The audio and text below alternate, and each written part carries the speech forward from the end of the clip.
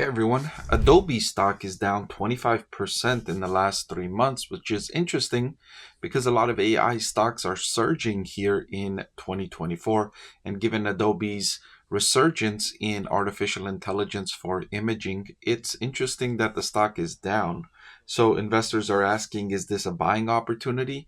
And that's the question I'll answer in this video, evaluating the company's past and looking at its prospects over the next 5 years and weighing all of that against its valuation to determine if it makes an excellent investment right now. I want to thank the Motley Fool for sponsoring this video.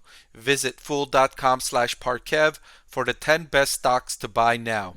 All right, like I mentioned, Adobe stock is down 24.77% off its high, which is interesting considering the growth in AI stocks overall and the market in general. Now, looking at its last decade, the company has grown revenue excellently. It's up to 19.94 billion in trailing 12-month revenue, up from around 4 billion in trailing 12-month revenue in 2015. Now, Adobe is losing some market share to companies like Canva and others who are offering similar services at a more introductory level, more accessible to users and creators like myself. Adobe is a little bit more advanced, more complicated, more difficult to learn, but that's where artificial intelligence comes in. Adobe is allowing users to communicate through AI, through large language models, through human language, instead of having to learn all the tools and concepts to utilize Adobe. And that's going to be a tailwind for Adobe longer term. So it hasn't yet experienced a boom in customer acquisition as a result, but it could, and it's likely, because that's the main sticking point with Adobe and its access to a larger, more broader customer base, is the learning curve of the software. And it already demonstrated that it operates the business very profitably. You could see over the last decade, the operating profit margin has continuously expanded. This is, remember, I talk about a lot, demonstration of economies in scale. As revenue increases, its costs stay relatively fixed, and that creates a spread between sales and costs, which increases profitability. And you see that here. As its revenue had grown over the last decade, its operating profit margin expanded from a little over 8% in 2015 all the way up to 34.97% most recently, which is, in my opinion, an excellent profit margin. Profit margins above 30% are really, really strong. They're difficult to obtain, and companies that achieve this are demonstrating strong execution, a great business model, as Adobe has demonstrated. Now, looking ahead, analysts on Wall Street expect Adobe to grow earnings per share by 12.52% over the next 5 years. Now, that's slightly ahead of what analysts on Wall Street expect the S&P 500 average company to increase per year. Still, a growth rate of 12.52% is solid for a company the size of Adobe. It's not great, it's slightly above average. So that's what the analysts on Wall Street that are following Adobe stock, this is their consensus estimate. Each one of these analysts provides their forecast for what they think Adobe is going to achieve over the next 5 years.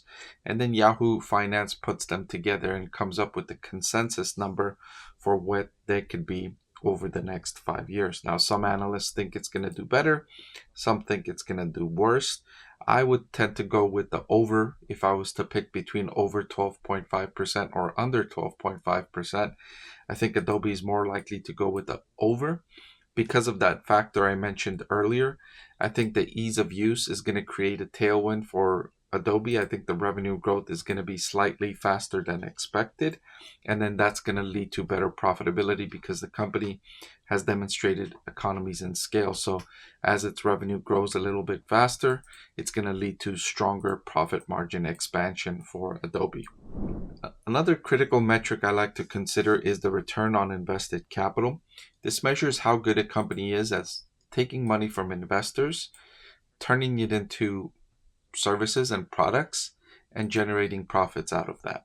Adobe at 25.28% and rising is demonstrating excellent skill in this metric.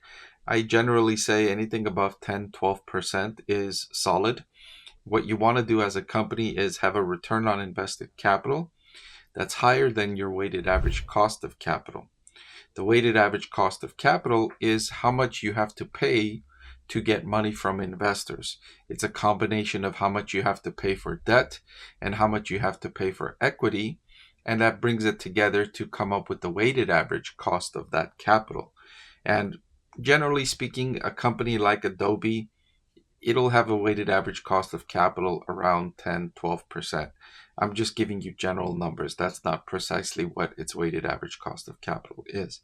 So by having a return on invested capital of 25%, you're ahead of that weighted average cost of capital, which means you're adding value to shareholders. And that's good news. If you're considering investing in Adobe stock, that's good news for investors. You know that the company is able to invest capital in a way that increases value for shareholders. And finally, I wanted to look at its valuation. Adobe is trading at a forward price to earnings of 23.45, which is on the lower end of where it's traded for on this metric going back all the way to 2021. You can see it's traded for higher valuations, a peak valuation around 50 of late 2021, and then it went all the way down to a forward price to earnings of around 14.16 in 2023. And then in the last year and a half or so, it's been in this range. And at 23.45, it's on the lower end of where it's traded for on this metric. I would say this is slightly at or below fair value for Adobe. It's not on the expensive side. It's closer to being on the relatively inexpensive side. It's also not cheap. So it's not cheap. It's not expensive. It's closer to being cheap than being expensive overall, looking at the company between its performance in the last decade and its prospects over the next 5 years. It's closer to being relatively cheap. Now, to answer the question I posed in the headline, is Adobe stock a buy, sell, or a hold? Given all of these things, is it a buying opportunity on the dip here? I would say yes. I would say Adobe is a buy at current valuations given its prospects. And I'm updating this recommendation today, April 15th on tax day, and recommending Adobe stock at a buy according to these values. But remember, there's risks with every investment. There's a lot of headwinds that could arise. I didn't talk very much about Adobe's risks in this video. I briefly touched on the company losing market share. The competitive advantage in this space is, I would say, for its core capability, it's not very, very strong. It can be matched by rivals, and rivals can take market share as they have demonstrated in recent quarters and recent years. So there are headwinds, there are risks with every investment. Conduct your due diligence before making any decisions on investing. I have several more videos on Adobe stock on my channel. Please feel free to check those out to conduct further research on Adobe as an investment. Thank you for watching this video. I truly appreciate it. I know there's a lot you could be doing with your time and a lot of other videos you could be watching. So I truly appreciate that you chose to watch this one. If you want to see more videos just like this, hit the subscribe or the like button. They'll both help me make more videos just like this one. Thank you again.